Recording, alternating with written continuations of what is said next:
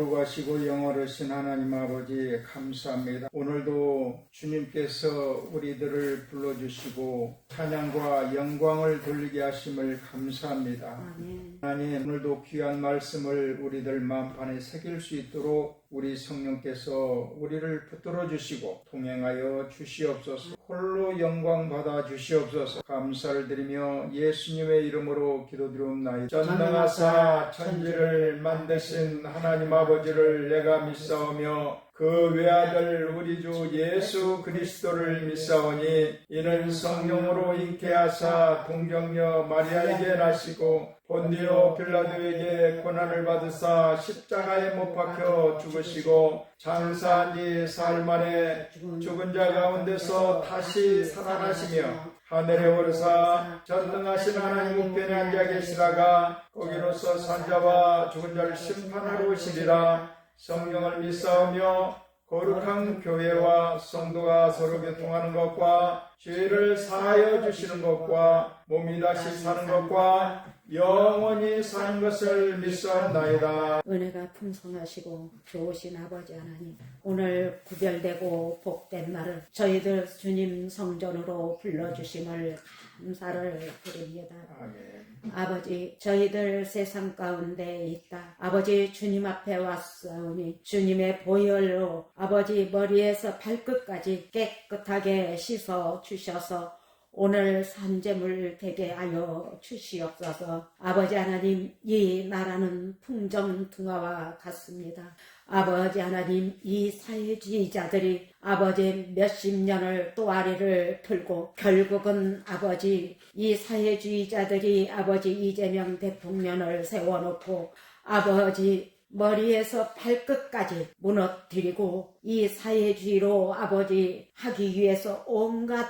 술수를 벌이고 있습니다. 그러나 이 대한민국은 우리 주님께서 이 대한민국을 자유 대한민국으로 허락하시고 이곳에서부터 주님의 보혈의 피로 전 세계를 주님의 아버지 나라로 평정화시키기 위하여 이 작은 나라를 주님의 뜻대로 세웠사오니 어떠한 일이 있어도 아버지 하나님 그 주님의 뜻으로 세워진 이 대한민국을 아버지 붙들어 주시옵소서. 주님, 이 대한민국이 지금 어려움에 있습니다. 아버지, 낱낱이 주님 앞에 고하지 아니하셔도 아버지 우리의 마음을 하나하나 살피고 계시는 줄 믿습니다. 이 대한민국이 주님이 들어쓰는 이 대한민국이 되게 도와주시옵소서. 이 나라를 놓고 기도하는 유정자들이 많습니다. 그 기도를 외면하지 마시고 승리하는 대한민국이 되게 하여 주시옵소서. 우리 오강훈 목사님도 오늘 말씀 들고 단에 쓰셨사오니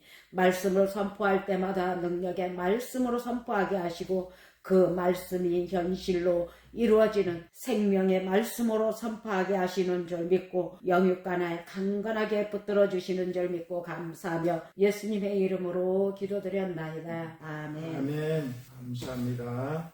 아멘. 오늘 하나님의 말씀을 보시겠습니다. 이사야 35장 5절에서부터 10절까지 말씀을 보시겠습니다. 이사야 35장 5절에서 10절까지요. 35장 5절에서 10절까지 한 절씩 말씀을 생각하시면서 교독하시겠습니다. 그때에 맹인의 눈이 밝을 것이며 못 듣는 사람의 귀가 열릴 것이며 그때에 저는 자는 사슴같이 뛸 것이며 말 못하는 자와 혀는 노래하리니 이는 광야에서 물이 솟겠고 사막에서 시내가 흐를 것이니라. 뜨거운 사막이 변하여 못이 될 것이며 메마른 땅이 변하여 원천이 될 것이며 승냥이에 눕던 곳에 풀과 갈대와 부들이 날 것이며 거기에 대우가 있어 그 길을 거룩한 길이라 일컬은 바 되리니 깨끗하지 못한 자는 지나가지 못하겠고 오직 구속함을 입은 자들을 위하여 있게 될 것이라. 우매한 행위는 그 길로 다니지 못할 것이며 거기에는 사자가 없고 사나운 짐승이 그리로 올라가지 아니하므로 그것을 만나지 못하겠고 오직 구속함을 받은 자만 그리로 행할 것이며 여호와의 속량함은 받은 자들이 돌아오되 노래하면 시온에 이르러 그들의 머리 위에 영원한 희락을 띠고 기쁨과 즐거움을 얻으리니 슬픔과 탄식이 사라지리로다. 아멘. 아멘. 감사합니다. 오늘도 축복하는 시간을 갖기를 원합니다. 아멘. 5월이 당신에게 최고의 달이 될 줄 믿습니다. 5월이 당신에게 최고의 달이 될 줄 믿습니다. 아멘. 아멘. 오늘 이사야 35장 5절에서 10절은 하나님의 은혜가 임할 때 우리 인생이 달라진다 라는 제목으로 함께 우리가 은혜를 받기를 원합니다. 아멘. 5월달은 가정의 달, 어린이날도 있고 어버이날도 있고 또 부부의 날도 있습니다. 그래서 5월달은 참으로 가정의 달입니다. 예수님께서 가정의 달을 맞이해서 어린이들에게 이런 말씀을 하셨습니다. 너희가 어린이와 같지 아니하면 천국을 볼 수 없다. 처음 이 말씀을 들으면 이런 생각이 들을 수가 있습니다. 나는 이미 어른인데 어린아이처럼 된다는 게 무슨 말이지? 그런데 예수님이 말씀하신 것은 단순히 나이를 거꾸로 먹으라는 게 아니고 어린아이의 그 순수한 마음, 하나님 앞에 아무것도 숨기지 않는 그 투명함, 그리고 세상 걱정을 잠깐 다 내려놓고 아버지 품에 뛰어드는 그 가벼운 바로 그 말씀을 하신 것입니다. 어린아이와 어른의 차이가 무엇일까요? 저는 이렇게 생각합니다. 세상의 무게를 어깨로 느끼기 시작하는 순간 그 사람은 더 이상 어린아이가 아니라는 것이죠. 직장의 여러 가지 상사와 동료들과의 걱정, 또 자녀들 걱정, 건강 걱정, 돈 걱정, 나와 내 이웃들의 관계와의 걱정, 사람이 살다 보면 어쩔 수 없이 이런 짐들이 쌓이게 되어 있습니다. 그 책임을 외면하며 살 수는 없습니다. 그런데 문제는 그 무게를 혼자 다 짊어지고 하나님 앞에서도 꾸부정하게 서 있다라는 것이 하나님 보시기에 우리는 다 어린아이들입니다.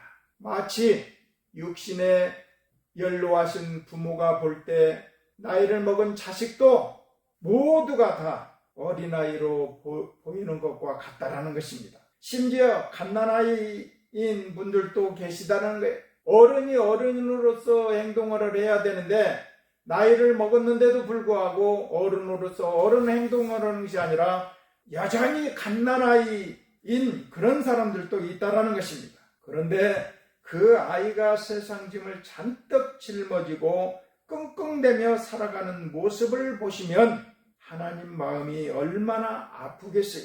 애야, 나한테 그 짐을 내려줘라. 내가 들어줄 거야. 그렇게 말씀하시는데 우리는 괜찮아요. 제가 하겠습니다. 혼자 버티고 있겠습니다. 무거운 게 좋을 때가 있을 때도 있습니다. 무거운 게 좋고 많이 있으면 좋은 게 뭐냐? 지갑이 두둑하면 좋고 입이 무거우면 덕이 있는 사람이고 금은 보화는 무거울수록 좋습니다. 하지만 몸이 무겁고 마음이 무겁고 삶이 무거우면 사람은 서서히 무너진다라는 것입니다. 발걸음이 무거우면 어디도 가기 싫어지고 삶 자체가 고통이 되는 것입니다. 그래서 우리는 어린아이처럼 가벼워야 합니다. 어린아이는 첫째 뭘 걱정을 안 해요? 부모들 같이 그렇게 여러 가지 걱정할 것이 없어요. 가벼워요. 자기 일밖에 몰라요. 뭐 저녁을 먹고 그 다음날 뭘 먹고 뭐 빚이 지고 뭐 어디고 저찌고 그런 것 상관 안 해요. 가볍습니다. 우리는 하나님께 다 맡길 수 있으니까요. 그런데 행복이 참 묘합니다. 청개구리 같아요. 행복을 원하지 않는 사람은 아무도 없는데 막상 나는 정말 행복해 이런 말 하는 사람은 그렇게 많지 않다라는 것입니다. 왜 그럴까요? 행복을 붙잡으러 쫓아가면 갈수록 더 멀리 도망간다라는 것입니다. 반대로 자기 형편에 맞게 주변 사람들을 섬기면서 헌신적으로 살아가면 어느 날 행복이 슬그머니 내 옆에 와 있다라는 것입니다. 내가 행복을 쫓는 게 아니라 행복이 나를 따라오는다는 것입니다. 다른 사람을 희생시켜서 나만 행복하려는 사람은 결국 행복할 수가 없다라는 것입니다. 다른 사람들을 희생하면서 괴롭히면서 상처를 주면서 나만 행복해야지 하는 사람은 결국 행복할 수가 없다라는 것입니다. 마약을 만들어서 팔면서 돈을 버는 사람들 결국은 뭐냐? 총에 맞거나 감옥에 가거나 자기가 마약에 빠지게 된다는 것입니다. 내 행복을 위해서 다른 사람을 구렁텅이에 빠뜨리는 사람이 어떻게 진정한 행복을 누릴 수 있겠습니까? 반대로 하나님의 마음을 품고 주변을 살피고 다른 사람의 행복을 만들기 위해서 애쓰는 사람에게 하나님께서 어느새 충만한 행복을 부어주신다는 것입니다. 큰 나무가 왜 큰 나무인지 아세요? 보통 크게 자라지 않는 나무들은 잎사귀가 엄청나게 큽니다. 그러나 큰 아름드리 거목들은 잎사귀가 작다라는 것입니다. 침엽수들은 이게 잎사귀인가 싶을 정도로 가늘고 작다라는 것입니다. 그런데 거목이 되는 건 그 나무들의 욕심이 없어요. 하나님이 키워주신다라는 것입니다. 거목이 되는 것입니다. 내가 욕심을 부린다고 해서 커지는 게 아니라는 거예요. 수단과 방법을 가리지 않고 무조건 행복하겠다고 달려드는 사람이 세상에서 가장 불행한 사람이 된다는 것입니다. 기억하십시오. 큰 나무는 잎사귀가 크지 않다라는 것입니다. 우리 인생은 원래부터 광야입니다. 오늘 본문의 내용을 보면은 이사야 35장을 함께 보겠습니다. 1절에 이런 말씀이 나옵니다. 광야와 메마른 땅이 기뻐하며 사막이 백합화같이 피어 즐거워하며, 여기서 광야 그리고 메마른 땅 그리고 사막이 나옵니다. 이것은 원래 우리 인생들입니다.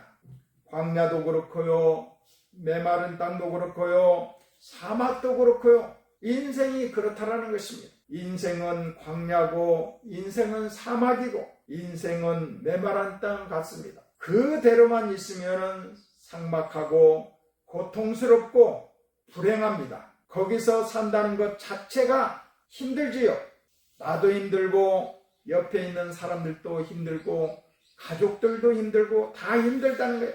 그런데 하나님 나라가 임하면 그 광야가 기뻐하고 메마른 사막이 백화파처럼 활짝 피어 즐거워한다는 것입니다. 이게 바로 하나님과 함께 살아가는 삶의 비밀인 것입니다. 5절부터 7절을 보시면은 하나님이 우리에게 베푸시는 은혜의 여러 가지 모습이 나옵니다.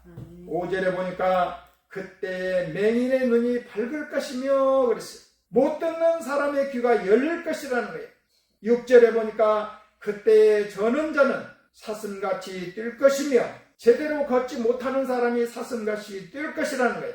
그리고 말 못하는 자의 혀는 노래하리니 이는 광야에서 물이 솟겠고 사막에서 시내가 흐를 것임이라 그랬어요.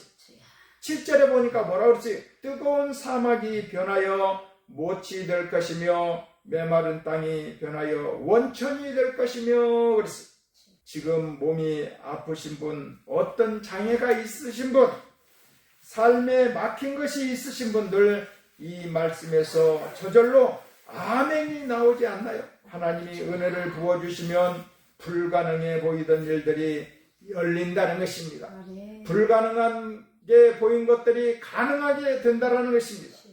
실제로 이런 일이 있었어요. 제가 아는 목사님의 어머니가 한쪽 귀가 고막이 녹아서 전혀 들리지 않았습니다. 그런데 건강검진을 받는데 양쪽 귀가 다 들리는 거예요.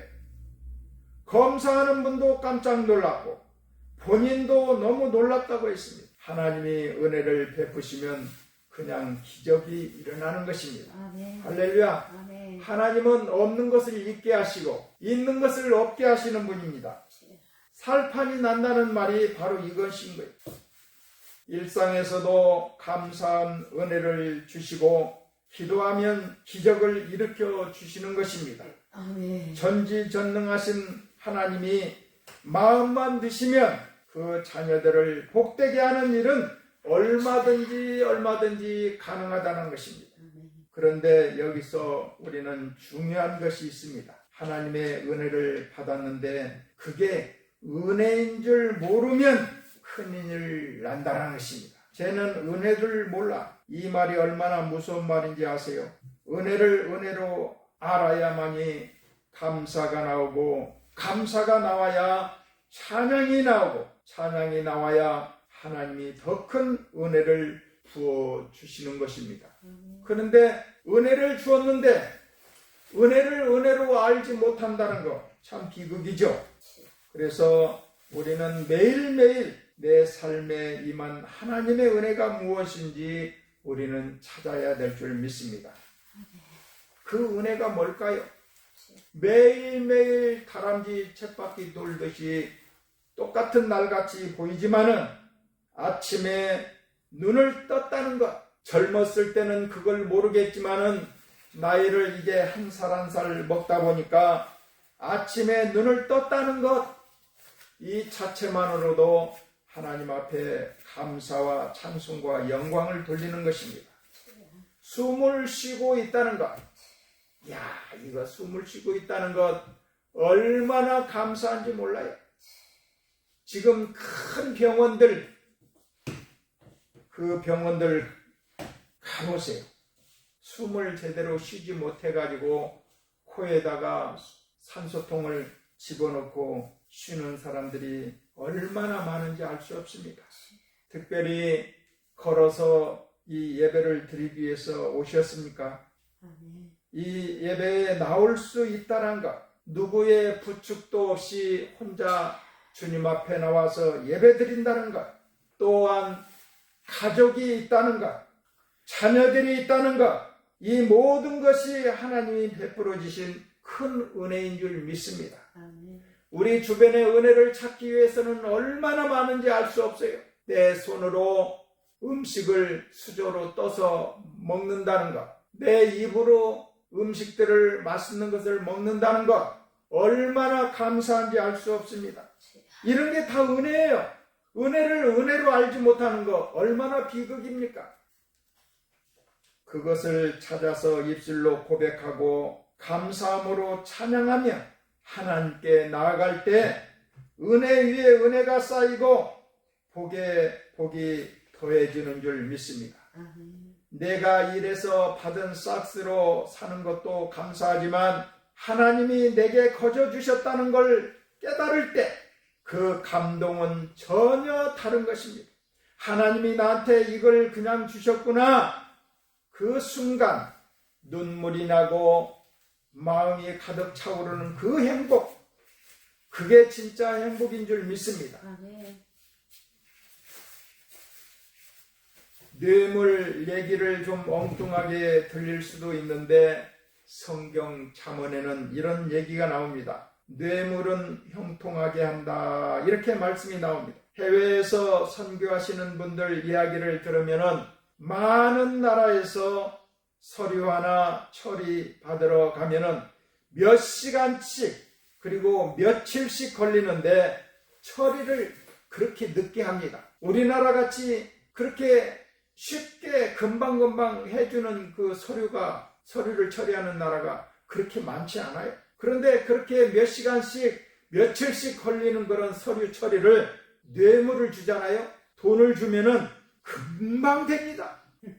우리가 이번에 베트남에 갔을 때 현장에서 보지 않았어요? 그 줄이 수백 미터 막 이렇게 꼬불꼬불 해가지고 그 검사를 받잖아요. 통관을 해야 되는데 그 돈을 주면은 그 옆에 직원들이 서 있어가지고 그 사람들을 통해서 얘기를 하면은 이거 돈을 주면은 이렇게 줄 설 필요가 없어요. 바로 된다는 것입니다. 그게 이 세상의 길입니다. 뇌물을 주면은 바로 쉽게 된다는 것입니다. 그런데 하나님의 은혜가 임하면 뇌물이 없어도 무릎을 꿇고 매달리지 않아도 그냥 술술 풀립니다. 필요하면 기적도 일어납니다. 이게 바로 하나님의 은혜인 줄 믿습니다. 오늘 본문의 핵심 구절인 8절을 보겠습니다. 거기에 대로가 있어 그 길을 거룩한 길이라 일컫는 바 되리니 깨끗하지 못한 자는 지나가지 못하겠고 오직 구속함을 입은 자들을 위하여 있게 될 것이라 그랬습니다. 대로가 있다고 합니다. 대로가 뭐예요? 그 길의 이름이 거룩한 길이라는 거예요. 이 길이 누구냐고 물으면은 바로 예수 그리스도이십니다. 할렐루야. 세상에는 수많은 종교가 있습니다. 이번에 그 베트남에 가서 그 마사지하는 그 입구에 보세요. 여자들이 전부 그 세수대야 거기에다가 물을 담아가지고 뭐 몇 개 떨어뜨리고 해가지고 거기다가 발을 씻겨주잖아요. 그 옆에 보니까 왼쪽에 뭐에 있어요? 그 나라만의 우상신을 거기다가 섬기고 있잖아요. 조그마한 이런 캐비넷 같이 생겨요. 조그만. 그 사람들은 그걸 왜 그렇게 하겠어요? 첫날은 어떤 현상이 있느냐? 그 옆에 가게인 것 같아요. 옆에 가게는 그 우상 섬기는 그 함이 없었나 봐. 그러니까 옆에 분이 과일인가 뭐 그거를 갖다가 그 마사지하는 그 우상 설치해 놓은 거기에다가 놓더라고. 그러니까 나도 이 우상 앞에 이렇게 뭘 드렸으니까 우리도 오늘 대박나게 해주시고 잘 되게 해달라고 아마 그렇게 그 음식을 거기다가 놓는 것 같아요. 그 사람들은 그게 누가 한 것이 아니라 아버지, 할아버지, 아버지 계속 대대로 이어온 그는 우상 숭배. 아마 그 사람들은 거기다가 우상을 그렇게 해놓으면은 마사지 받으러 오는 사람들도 많고 아마 복에 복을 더한다고 아마 그런 마음을 가지고 있겠죠. 수많은 종교들이 있다라는 것입니다. 수억의 사람들이 각자의 길을 따라갑니다. 그 베트남은 그 불상 같은 그런 우상을 섬기고 있잖아요. 대부분의 종교들은 이렇게 말하지요. 저기에 길이 있는 것 같다. 혹은 이렇게 하면 해탈할 수 있을 것 같다. 잘해야 그 정도입니다. 그런데 우리 예수님은 달랐습니다. 내가 곧 길이다. 내가 곧 진리다.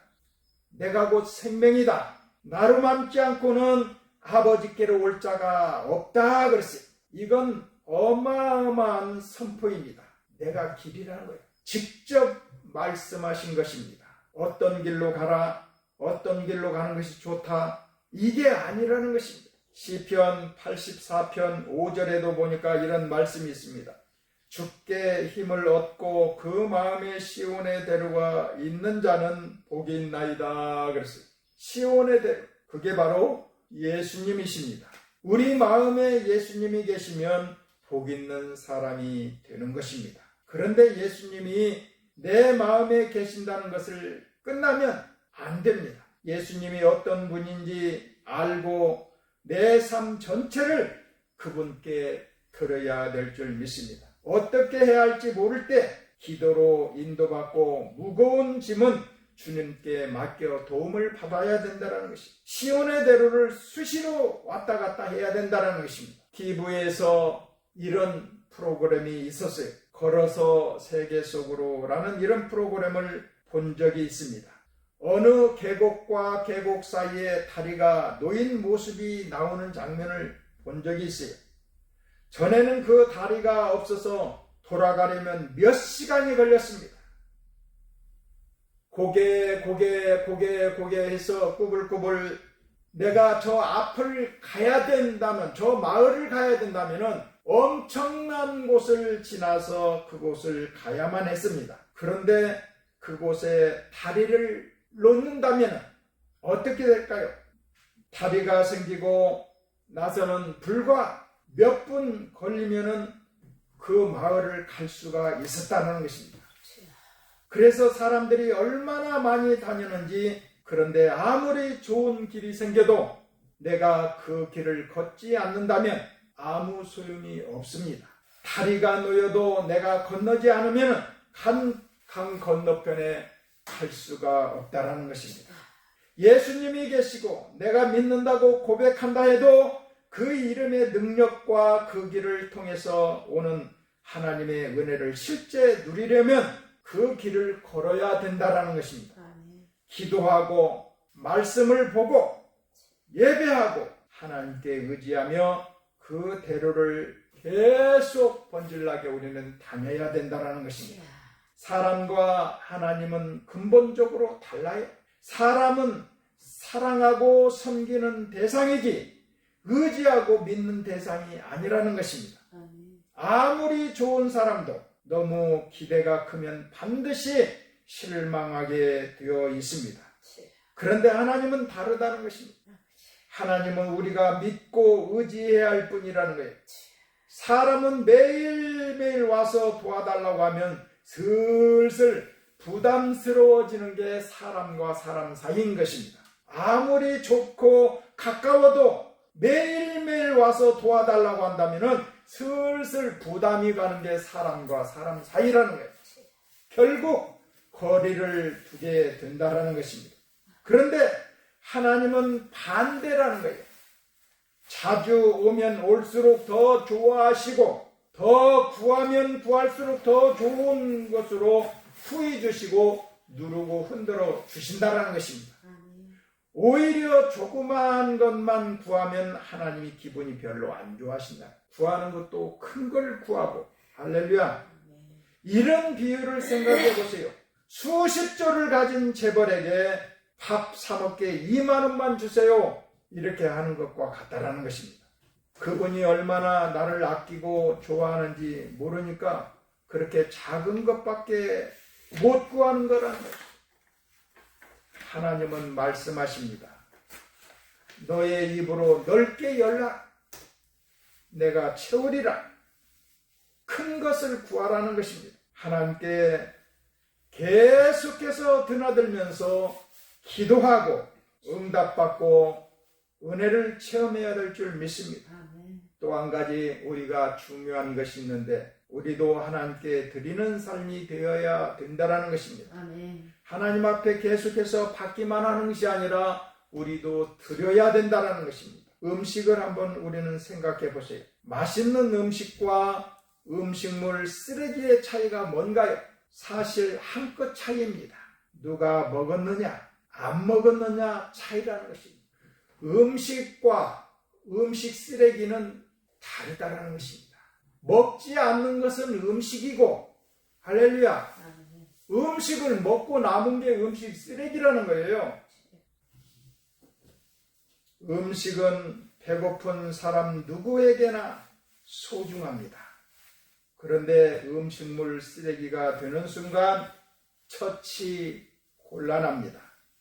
냄새도 나고요, 들고 버리러 가는 것도 찝찝하고, 될 수 있으면 몸에서 멀리 하고 싶어 하는 게 음식물 쓰레기인 것입니다. 근데 음식은 다르잖아요. 우리의 삶도 마찬가지입니다. 성경은 우리의 삶을 예수님의 양식이라고 이렇게 말씀하고 있습니다. 우리의 삶을 하나님께 드리면 하나님이 받으시고 우리는 주님 안으로 들어갑니다. 그러면 주님의 음식이 된다는 것입니다. 그런데 하나님께 드리지 않으면 어떻게 될까요? 하나님이 주시지 않는 것들, 하나님 밖에 구하는 것들, 그게 다 음식물 쓰레기라는 것입니다. 처치 곤란하다는 것이, 냄새난다는 것입니다. 이스라엘 백성이 포로에서 돌아와 성전 건축을 합니다. 성벽도 재건합니다. 성전은 당연히 하나님 것이죠. 그런데 성벽도 재건하고 봉헌한 이유가 뭘까요? 성벽도 하나님 것이기 때문인 것입니다. 성전만 하나님 것이 아니라 우리의 집도, 할렐루야, 우리의 사업장도 내가 타고 다니는 차도, 내가 먹는 음식도, 저 넓은 밭에 심은 고구마 심은 이 밭도 다 하나님 것이라는 것입니다. 새로 집을 사거나 사업장을 얻으면 봉헌 예배를 드리는 것 참 귀한 일입니다. 하나님, 이것이 하나님 것입니다. 할렐루야. 하나님 뜻대로 사용하겠습니다. 보호하시고 축복해 주시옵소서. 이런 마음을 드릴 때 하나님이 받으시고 더욱 번성하게 하십니다. 그러면 하나님도 좋으시고 청지기인 우리들도 좋고 서로 아름다운 관계가 되는 것입니다. 내 것이라고 생각하면 하나님이 쓰시기 불편하다는 것입니다. 하나님 것이라고 생각하면 언제든지 쓰임받을 수가 있는 것입니다. 그런 마음으로 드릴 때 하나님은 그것을 받으시고 더욱더 복되게 번창하신다는 것입니다. 사랑하는 성도 여러분, 저와 여러분의 삶에 대로가 있습니다. 시온의 대로가 있다는 것입니다. 그 길이 바로 예수 그리스도라는 것입니다. 예수님의 이름을 부르며 수시로 기도하고 그 예수님을 통해서 오는 하나님의 말씀도 수시로 먹어야 되는 것입니다. 말씀은 한번 읽고 지나가는 것뿐만 아니라 쓰고 암송하고 중요한 구절에 표시도 하면서 오래오래 들여다볼 때 훨씬 더 큰 은혜가 되는 것입니다. 음식이 입으로 그냥 지나가면 아무것도 아니잖아요. 씹어야 돼요. 되씹어야 돼요. 씹고 그래야만이 내 몸이 되듯이 말씀도 그렇게 오래 묵상해야만이 내 삶이 그 시온의 대로를 통해서 내 기도가 올라가고 내 헌신이 올라가고 하나님의 은혜와 복과 말씀이 내려오는 그 흐름이 끊이지 않을 때 광야에 샘이 솟아나고 사막에 길이 나고 메마른 땅에 오아시스가 터지는 것입니다. 광야의 땅이 얼마나 쌀까요? 별 가치가 없으니까 원하는 만큼 살 수 있겠죠. 그런데 그 광야에서 물이 나오는 순간 그 땅은 금싸라기 땅이 되는 것입니다. 우리 인생도 마찬가지예요. 원래 광야 같은 인생이지만, 쓸모없는 광야 같은 인생이지만 그곳에 물이 난다면은 금싸라기 땅이 되듯이 광야 같은 우리 인생이지만 하나님의 은혜를 베푸셔서 샘이 나고 강이 흐르면 우리의 삶이 금싸라기 땅이 되는 것입니다. 마지막으로 10절 말씀을 함께 들어보십시다. 여호와의 속량함을 받은 자들이 돌아오되 노래하며 시온에 이르러 그들의 머리 위에 영영한 희락을 띠고 기쁨과 즐거움을 얻으리니 슬픔과 탄식이 사라지리로다. 할렐루야. 그냥 좋습니다. 희락과 기쁨, 즐거움이 가득하고 슬픔과 탄식이 사라진다는 것입니다. 인생의 행복은 내가 얼마나 행복해지길 바라느냐가 아니라 하나님의 은혜가 얼마나 임하느냐에 따라서 달라지는 줄 믿습니다. 하나님의 은혜가 임하면 행복해봐야 뭐해? 하는 마음을 가지고 살아도 어느새 행복해서 어쩔 줄 모르게 된다는 것입니다. 이 5월달은 가정의 달입니다. 우리 모두 어린아이처럼 가볍고 순수한 마음으로 하나님 앞에 나아가시길 바랍니다. 무거운 짐 내려놓고 시온의 거룩한 대로를 번질나게 우리는 다니면서 기도하고 응답받고 은혜를 체험하고 또 그 은혜를 주변 사람들에게 흘려보내는 복된 통로로 쓰임받으시기를 주님의 이름으로 간절히 축복합니다. 하나님의 은혜가 여러분의 광야를 정원으로, 사막을 오아시스로, 그리고 메마른 인생을 강물 흐르는 복된 삶으로 바꾸어 나가시는 이 5월달이 다 되시기를 주님의 이름으로 축원드립니다. 기도하시겠습니다. 거룩하신 하나님 아버지, 참으로 감사와 찬송을 드립니다. 못난 저희들을 사랑하시고 주님의 자녀로 살게 하시니 감사를 드립니다. 세상에는 많은 우상신들이 있습니다. 그러나 하나님은 그 우상들을 초월하시고 창조하시고 만드시고 지배하시는 전능하신 분입니다. 내가 곧 길이요 진리요 생명이니 나로 말미암지 않고는 아버지께로 갈 자가 없다라고 말씀하신 주님, 그렇습니다. 아버지 외에는 그 어떤 신도 없습니다. 영광을 받으시옵소서. 주님 앞에 귀한 물질을 드립니다. 사는 동안 부족함이 없게 하여 주시고 축복하여 주시옵소서. 감사를 드리며 예수 그리스도의 이름으로 기도드리옵나이다.